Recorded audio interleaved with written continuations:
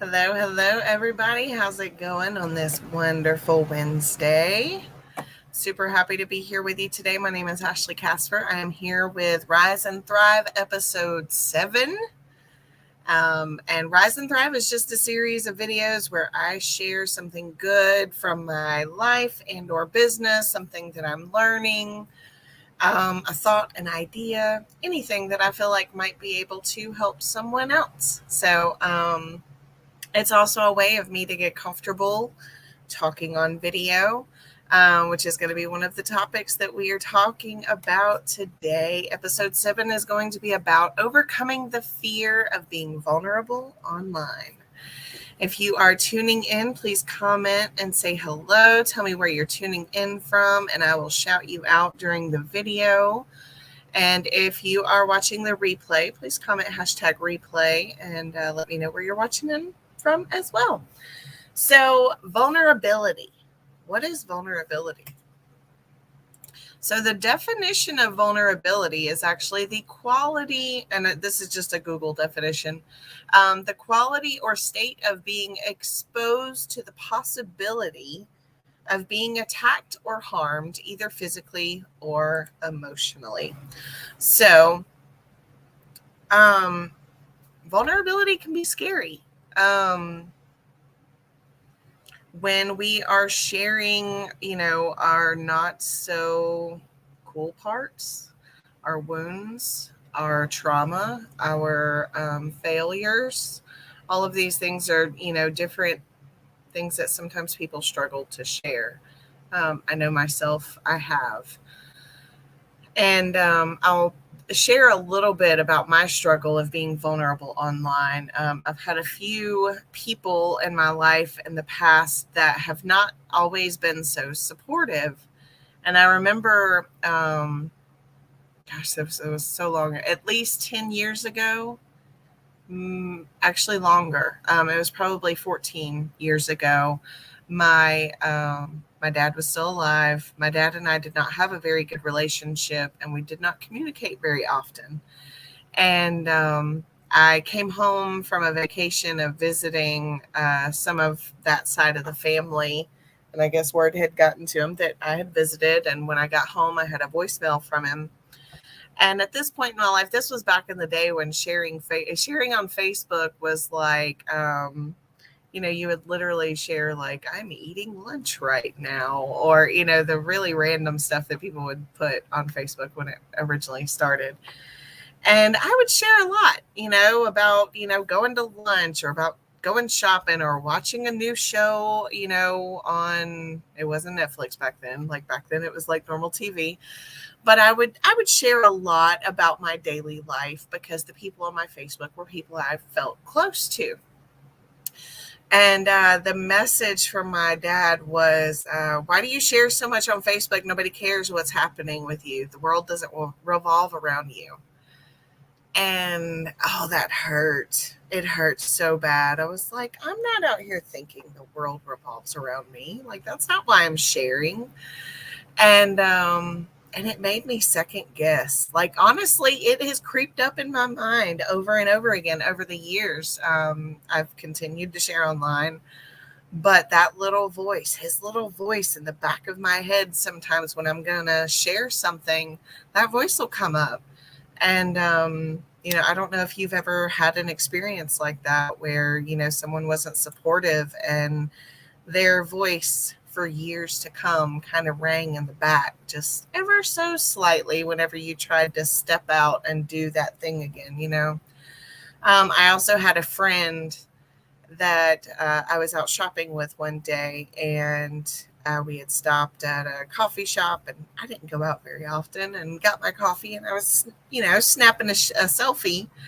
And she kind of, looked at me a little funny. We were in the car, looked at me a little funny. She's like, do you have to take a picture of everything? And it hurt. Like it hurt a lot. But one thing that I've learned in my 30s, it's crazy that it took me, and that's a little bit vulnerable for me to share, that it took me in my 30s to learn that people's judgments had nothing to do with me and everything to do with their own insecurities. And, if there's anything that I've learned about being vulnerable, or, being vulnerable and having that fear of other people's judgments, it's their problem, not yours. So when the judgments come in, when the comments come in, typically turn that around. It's talking to them. You can just disregard it.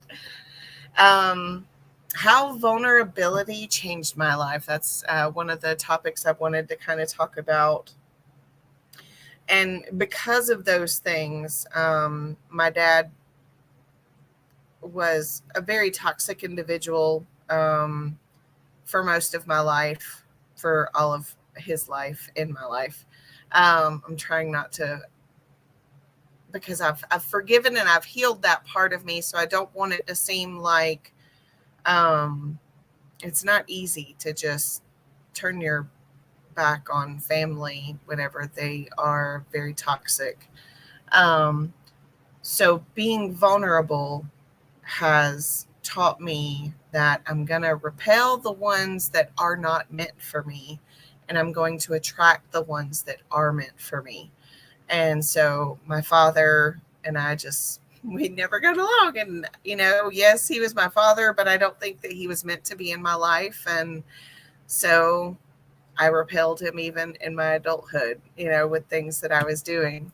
My friend that, we were friends for a really long time, but it was becoming more and more obvious that it wasn't as much of a mutual friendship as it was at one point.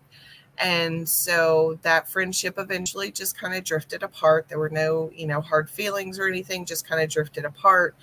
And it made room in my life for more stuff that was meant for me. The more that I've been vulnerable, the more I've shared. I think I had mentioned this morning on our Grow Rich Mastermind call, when we started talking about vulnerable, that was kind of what brought up the topic today. I should have mentioned that in the beginning. But I brought up on the call that I had a boss one time that didn't give me a promotion because I cried too much. And I can't help but thinking now, of course, in that moment, it was like, man, I really wanted that promotion. But looking back on it now, me being my authentic self, whether I could control it or not, because crying was not something that I can control. Still to this day, I struggle to control it. But me being my, natural, authentic self in the workplace probably kept me from getting a job that wasn't meant for me. As much as it hurt to hear those words from him and to know that I wasn't getting recognized and put into that position, it was still, I think, a good thing. And I think vulnerability is definitely a superpower. I know in online marketing, I have a mentor that I look up to a lot, and his name is Paul Hutchings, and he shares a lot of his heart. And he's not the only leader within our community. There's many leaders in our community that are not afraid to share their heart, their authentic self, their emotions, they may cry, they may fail, but they see the strength in sharing that and helping others overcome their struggles as well. So I wholeheartedly believe that vulnerability is a superpower, and it takes practice. It takes time to develop it. It takes time to overcome the fears that hold us back from being vulnerable. I was listening to a video earlier, and I resonated a lot with this, and actually was having a conversation with my son about it last night, because he was talking about sharing that. So we filter our water at home because our water at home has a lot of chlorine. The water that we're on, it just has a lot of chemicals and stuff in it. So we filter it, and we've taught our kids about, the importance of clean water, and how a lot of, people don't have it and don't realize that they don't necessarily have clean water. Now, do we have, Okay, water, yeah, but could it be better? Absolutely. So anyway, not getting into that topic, but that's something that we've been teaching our children about. And they recently went somewhere and stayed at someone's home, and they didn't have filtered water to drink. And my son was talking about he could taste the difference. And he was sharing with a younger cousin of his that there were chemicals in the water. And, we were explaining how, sometimes you kind of have to, because some people may hear him say there's chemicals in the water, and oh goodness, what's he being taught? What kind of chemicals are in my water? What, all of that. So, um, we were just talking about, who we share things with, how much we share. And I was listening to a video today about a guy sharing, and he was talking about being in a conversation with someone, and they were talking about, I don't remember exactly what they were talking about, but he was talking about he had a genuine question to ask this gentleman. But the question was about kind of an esoteric topic that may have seemed a little woo woo with most people that are listening in. So he was kind of hesitant on asking. Um, but he pushed through, he overcame that fear, and he ended up asking the question. And it led to so many awesome conversations and really great relationship that was actually developed between him and the other person that was talking, and they didn't know each other. And so that's just an example of, being vulnerable is just simply sharing an idea, which is, kind of I'm getting a little ahead. Let's talk about different things that we can do to practice our vulnerability. The first thing that you can do is tell stories. Tell stories from your life that you're comfortable with. I know I was kind of struggling with some of my content last week. So this week on Monday, when I was doing my content, I was like, okay, I'm going to be a little easier on myself. I'm going to think about stories that I'm a little more comfortable talking about that will, help kind of boost my confidence in creating videos.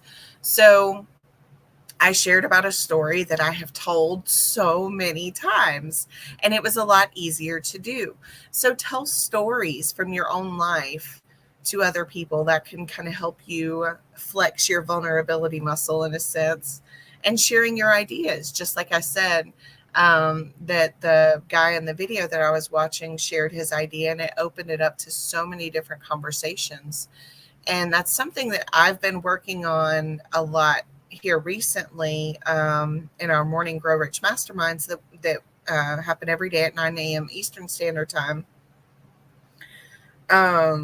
I get on it, and I've been getting on it for a long time, but I haven't actually spoken. And, masterminds are masterminds. They're for everyone to kind of contribute to. And there's the first half of the call where they share a lot of, really insightful stories and golden nuggets that have just helped them. We read from a book. And then the last half is sharing, just different ideas and thoughts that may come up through the first half, or, whatever has come up that you want to share with someone. And it's a great place to practice sharing your stories and sharing your ideas. And so that's one of the things that I've been doing here recently, and trying to step out as much as I can during that 30 minutes, at least once a week, twice a week, maybe, to share and practice, thinking about the different and getting my mind, I think, prepared for sharing my ideas. That's one of the things. I've held back my ideas for so long. I think I hesitate on how I'm going to verbalize them. So, just practicing. And then the third is asking for help. And asking for help, not just on the topic of necessarily being vulnerable. Of course, you can ask people for help on that. But I know for me, there's a question that has been kind of looming in my mind for my mentor for a while. And I just haven't asked, because I felt like asking was kind of being a burden. But at the same time, if we don't ask for help, we're never going to get it. The answer will always be no. And I know that once I ask this question, this person will be really excited to answer the question. So I hope that helps if you are seeking ways to practice more vulnerability. You can, again, share stories, share your ideas, and ask for help. And if you're looking for a place that you would like to practice this on, that is a 100% safe space to do it in, I want to invite you to the Grow Rich Mastermind. It is non-company specific, totally free, no obligation to buy anything at the end of any of the calls. It's just for personal development, personal growth, and growing rich, both, financially, physically, mentally, spiritually, in every way that we can possibly get rich. So I want to invite you.